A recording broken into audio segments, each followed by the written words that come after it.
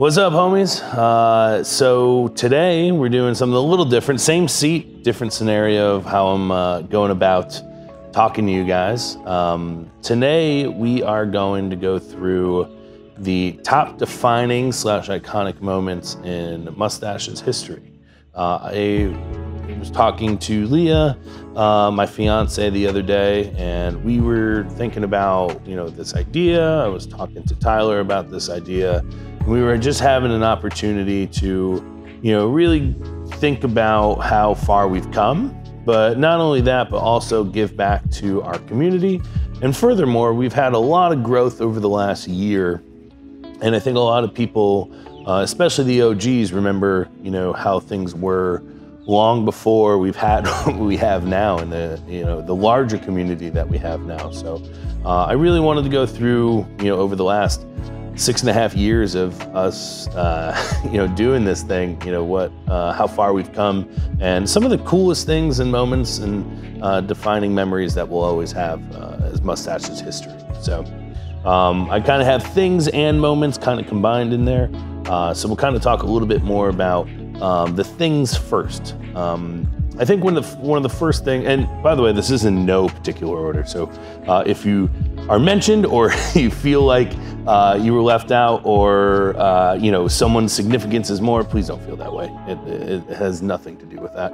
This has everything to do with just things that we thought of and scrolled back through all the memories, and it was actually a really cool journey. So I think when people come into the gym, both the old Hind Street location and this location, one of the first things that I think people see is the blue wall. The blue wall has been an iconic part of what Mustache really was. I remember when I was first doing the renovations at the old place, he asked me, what color do you want it? And I was like, I don't care. And then I thought about it for a while, and I was like, I do care. I want it to be emphatic. And if the OGs remember, when you drive up during the morning when it was dark, or at night when it's dark, you can see that blue wall pop from the road. It was pretty cool to see that. And then it kind of started this whole trend. I remember my first helper, Adam Schwartz, I told him one day when I was going to intern with Nate Harvey at UB, I was like, dude, listen, I just want you to throw some quotes on there, do some cool Instagram-y type things, just throw some shit up there. And then it just kind of got rolling. A lot of people signed it, put their quotes on it, blah, blah, blah, blah, blah, blah, blah. And it became such a grungy thing because there was mold on the wall, and there was, running water on the wall, floods, so it became just this really cool, iconic thing that I think, especially the OGs remember, but now we have it here at the new place too, just maybe not as dingy, cringy, and grungy, I guess. And next, honestly, it's not really a thing or a moment, but bringing on Matt Veronica. I know Matt is with Zach now, and that's super, super dope that they have their own company together and broke off from MoveWell, but it was a big thing for me to bring on Matt, and Matt, it was probably also super scary for Matt too. He didn't really know me. I trusted his boss / I guess a slight bit of mentor for me, but also mostly a mentor for Matt. And I trusted him. And I was like, yeah, man, let's do this. Matt sounds great. And bringing him on, and I remember his first client, Gina, who is still with us. That was just a really cool relationship, and it blossomed to where we are today. Matt and Zach are definitely my number twos. They're not, one isn't greater than the other. They're both my number twos. Those dudes help me out whenever I need it, and they're an integral part of our team. And making them or helping them start their own business, as well as them making their own way. It's been just a really cool journey to see Matt from January of 2016 is when Matt started with Mustache. So it's super dope to see him flourish during that time. And obviously Zach is going to be flourishing as well during this new phase that we're all in as a part of Mustache 2.0, I guess, in the new location. So moment 3, we're talking about getting invited to World Championships. So we've had that happen twice to us. The first one was literally during the COVID shutdowns, we were invited to go to the Pilsen, Czech Republic, which I think is the second biggest city in Czech Republic. I think Prague is the #1 there. But Kelly Gibson, Bateman, and Sarah Gavino both got invited to go to Worlds during, I think it was when we won Bench Nationals in 2019, we got invited to go to 2020 Worlds, Bench Worlds, and then the world shut down. So we didn't get a chance to go, which was a fucking bummer. So, follow up, we go to Nationals and Open Nationals in June. I guess this is a segue into number 5. Or number 4, excuse me. But we won Britt won Nationals, Raw Open Division Nationals, and we got invited to go to Sweden. And then there was a whole bunch of bullshit, and we didn't get a chance to go to Sweden.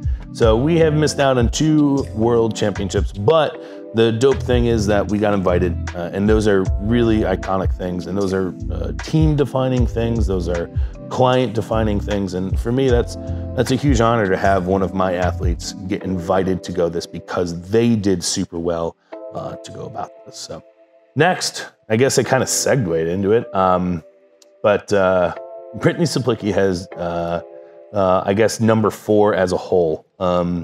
And what I mean by that is Britt has won 2 of the largest events in drug-free powerlifting.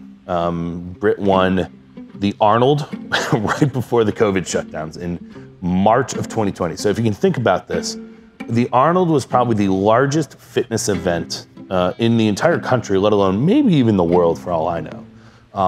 There are easily 100,000, maybe 150,000 people that show up to this fucking thing all weekend because they have all the different kind of sports that happen.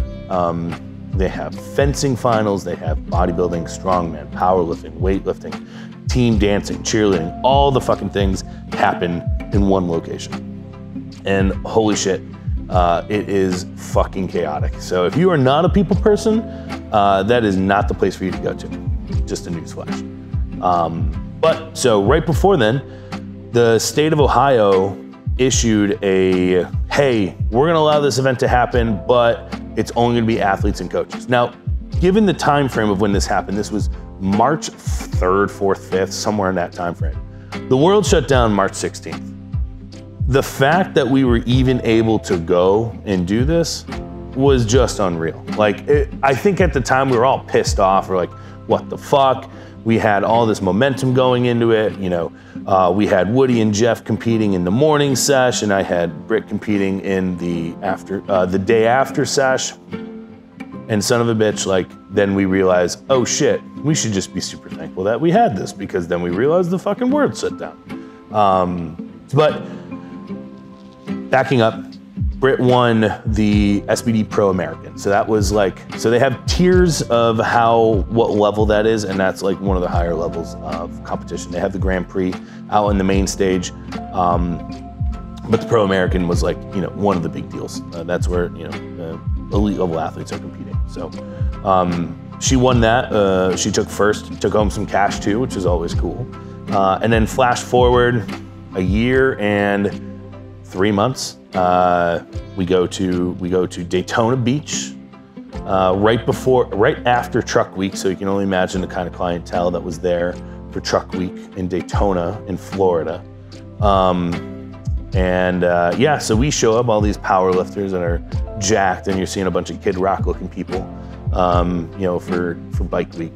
And Britt won Raw Open 57 Kilo Division Nationals. And that was just athlete defying for her. I think that was one of the biggest goals that we have worked towards for, Jesus Christ, 3 years at that point, three and a half years at that point. Reopening of the gym was number 5 for me. You know, again, these aren't in order. I just kind of listed them as things were just kind of happening. But number 5 was reopening the new gym. The OGs never got a chance to go back to the old space. This, like, when we reopened after COVID shutdowns, after 6 months of being shut down, we didn't go back to the old place. We moved out end of July. We reopened our doors legally August 24th. It's been just incredible reopening this space. Like, this space has just allowed us and facilitated us to do such cool things like this. It's had us, hold all of our events here now. We have just top of the line equipment. We have top of the line athletes. Our community is really good. I literally can't ask for anything more. Next thing, I guess, in making us who we are today, I didn't offer remote coaching services until about 2.5 years into owning the business. So I opened the business in September of 2015, Labor Day. And I didn't offer remote coaching services until February of 2017, January, February of 2017. I didn't feel confident. I'm gonna be honest.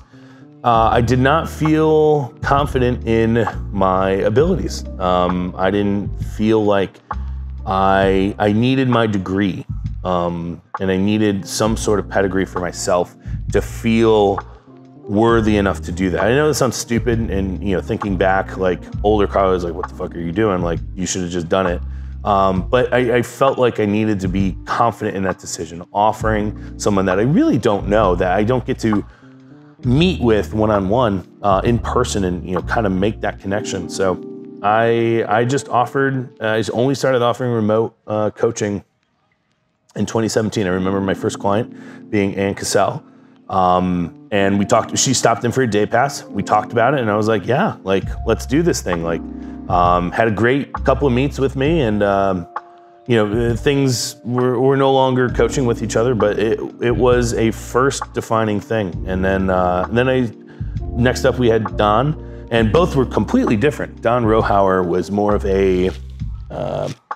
like an athlete, strength and conditioning type athlete, a friend from high school. And he was like, "Hey, I don't want to drive all the way up there, but can you program me some workouts?" And we did, and it was awesome. It was a really good first experience. As most of everyone knows, I'm not a technology guy at all. Like, I don't know shit about technology. I don't know programs, I don't know computers, I don't know shit. All I know is, like, plug it in, sign on, do the thing, and send an email. But as we've developed, one of the big, I guess I didn't mention it when we opened the new space, but I went from only using Excel to then using Google Sheets. I realized, like, I don't want to come in on a Sunday and work on my home computer because I don't have everything saved on, like, a jump drive to just do at my home. So I finally used Google Sheets, and my fiance was like, "Why the fuck don't you just do that? You can use a laptop if you want." It's like, yeah, that sounds really smart. I remember Mandy suggesting it for literally probably 2 years, maybe even 3 years. That's how, not only long she's been with me, but how long I have probably, she's been pulling her hair out, reminding me how much I should have been doing that. So yeah, remote coaching in 2017 with Ann Cassell was defining moment number 6. Speaking of really cool shit, I think some of the OGs, maybe some others that weren't really with us at that time, remember. So we used to do meets with Eat Right. Only we don't do them with Eat Right anymore because the expo isn't a thing, but it was called the Eat Right Expo. And for 2 years in a row, I brought in people to, like, I guess, famous lifters, probably the two of the most famous USAPL at the time IPF lifters, and they came out and helped out at the event. So bringing in Ray Williams to do back squatting at the first one was just super cool. I mean, you see this big old guy just standing back there, like, hands over the bar. Like, that was just super dope. And then Jen Thompson, one of the most prolific benchers, I'm not even gonna say male or female, just prolific benchers in all of the world ever, was doing handoffs for everyone, not just the girls, and gave advice while she was doing it. It was just super awesome. Both those weekends were memories that, again, we will never get back. Ray doing a squat seminar, Jen doing a bench seminar, but also just helping out at those events. That was really, really, really cool.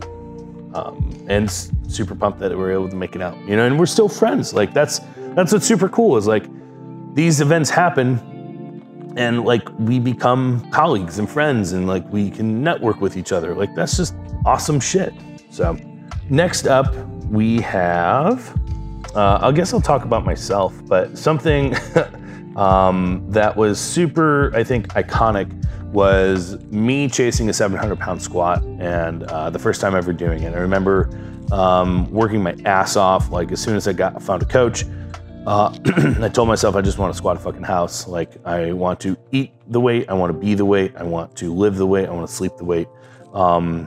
And I just became obsessive, literally obsessive over trying to increase my total and, you know, keep climbing and climbing and climbing.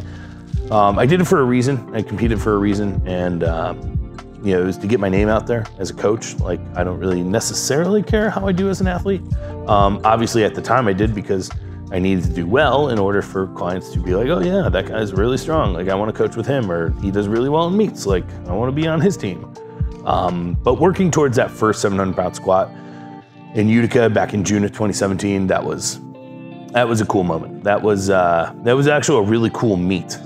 We worked, you know, Luke Graham was there, Brandon Campbell was there, Nick Deese was there. That was just a really dope meet. A really shitty warm-up room, but a really dope meet. And chasing that squat was just, for me, everything at that point. That was like, I felt on top of the world as an athlete and as a coach. I was like, yeah, I'm like doing this thing. I'm like really like grinding away. I'm like crushing it. So that was really cool.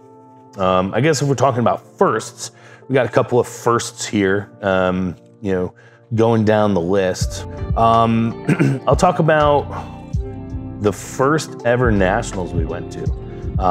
So back in 2016 was our first Raw Nationals that we went to. We had two of our athletes, and they were Brianna Lenoy and Courtney Tedesco. And that was like, again, like a moment for me. Lee and I were talking about it yesterday, and I'll kind of bring up the story. That was a moment for me that was like, yeah, like I'm dipping my toes in this. Like, I'm really like just trying to like maybe get there, you know, maybe have a couple athletes. Like, you know, I didn't think it would be where we are today, of course. But that was like, that was a really cool moment. And you know, Courtney did really well at that meet, PR'd her lifts. Bree did extremely well. She wasn't a segue, I guess I'm foreshadowing what's next, but she didn't quite make it to prime time, unfortunately. Her total just missed, like she was like 6th, and they only brought 5 for prime time. And it was like the first every year of prime time. It was also the first meet that Ray Williams squatted 1,000 pounds.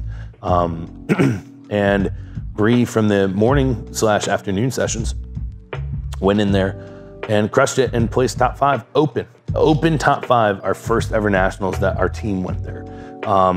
And that was really cool. That was, I guess, like the start of building, you know, the hype and momentum of people wanting to get to nationals. Like, that was what I think a lot of people saw and wanted to get into this sport of like, yeah, I want to be with the best of the best. Like, I want to get stronger. I want to fucking be known like that. A lot of people want to see that. And that was a really defining moment, you know, having the first ever national athletes that I coached to go there. We've been sending teams for the last 5 years. Well, you know, 2020 didn't really happen, so didn't really have any athletes at that one. I guess I just foreshadowed it, but we have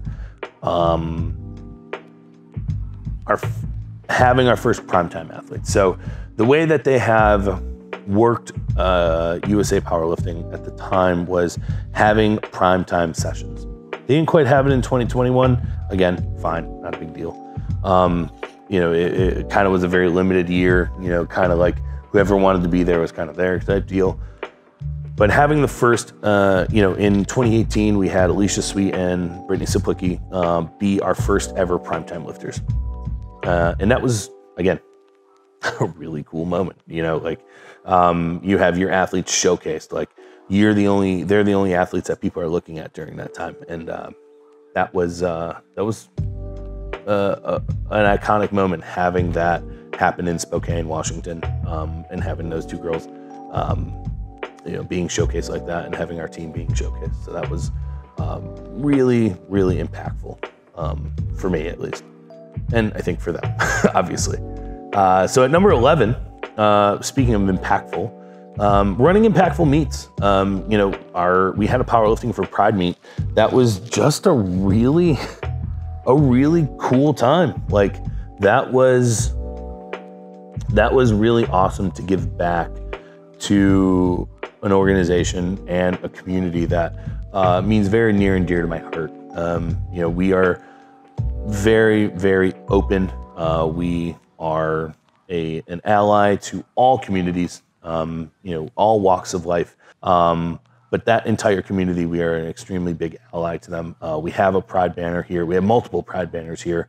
And to be able to have that give back, have a safe space for people, that was cool. That was a really fun gig. That was a really fun time, and to be able to give back and have those people do the good work that they wanted to, and use those funds for whatever they need. That was really awesome. I guess as really awesome continues, for number 12, you know, submitting our first winning team at nationals. So this past year in June of 2021, I submitted a masters team for women and a open team for women, and we won both of those. I think we had to beat out 3 or 4 other teams in each category, and that was amazing. That just goes to show how dedicated our athletes are, how well they did. You know, putting them in the right positions. You know, as we always talk about, nationals is not about how strong you are, it's about how well you compete, and it's about how well you can execute lifts. And they did a fucking amazing job at that. And and it shows in the banners that we have at the gym that say first place open female and first place masters female. So that was really, really, really awesome. You know, when you talk about making it as an athlete, you know, having all, I guess this is a general thing, but like every year that the Arnold happens is just an amazing showcase for them, an amazing opportunity to ball out. And honestly, if you're a spotlight kind of person, this is it. You're looking for hype, this is it. And to be able to make that, and every single year since 2016, being able to submit a team, that's been fucking so cool. That's been a really, really, really cool experience. Every single year we've had nothing but great showings. First year we had Brianna, Illinois. The next year, I think we had 2017, so it would have been 2016, 2017. I'm pretty sure it was just myself that did that. I didn't have any athletes that competed. In 2018, we had Leah Kiblin. We might have flip-flopped years, but it was either my year and then that, or Leah Kiblin. And then the year after that, we had Jeff Spotton, Jeff and Woody, and then we had Britt do the year after that. So it's been awesome to have athletes every single year that we've been going to the Arnold.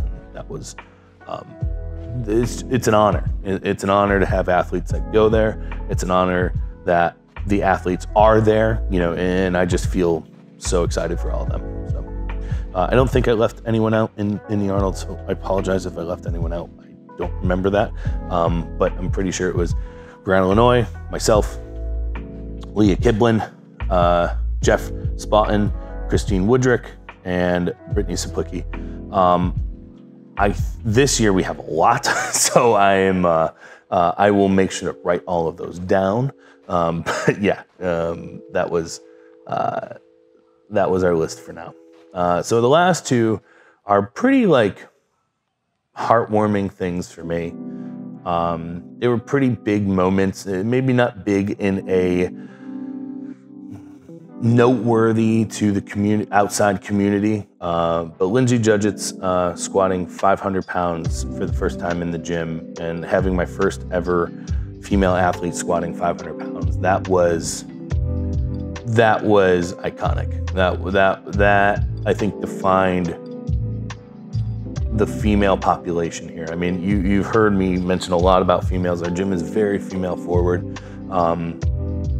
And, you know, having not only Arnold winners, national winners. Lindsay's also won nationals as a Team 3, but squatting 500 pounds is something that is just unreal. You know, there's men out there in this world that wish to squat 500 pounds, and the fact that Lindsay did it at such a young age, number one, but also just what it takes to squat 500 pounds. I mean, that's insane, and that was forever iconic to me, because that's just a feat of strength and defining for the women population of our community here at Mustache.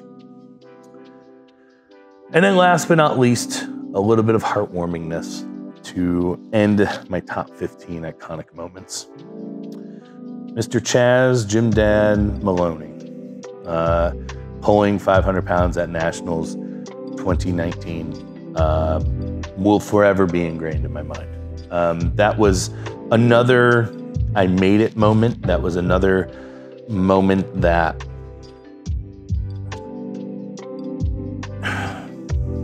really defined me.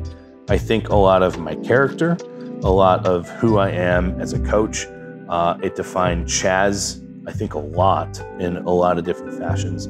I'm not going to get into backstory, but there was a lot of backstory even leading up to that event. Yeah, so that day, that moment, that post, that picture, the kind of carrying him off of the platform, the entire crowd just being into it all over the place, that was a forever defining moment, I think, as a whole entire team. Nationals, non-nationals, doesn't matter. That was what we are about. And I will leave you with that as our top 15 moments. I think it's important to note that not only am I talking about this today, but I also got my logo tattooed on me for the first time and the only time probably. But I'm talking about, you know, some of the moments that make us us. Yeah, so I hope you guys enjoyed this.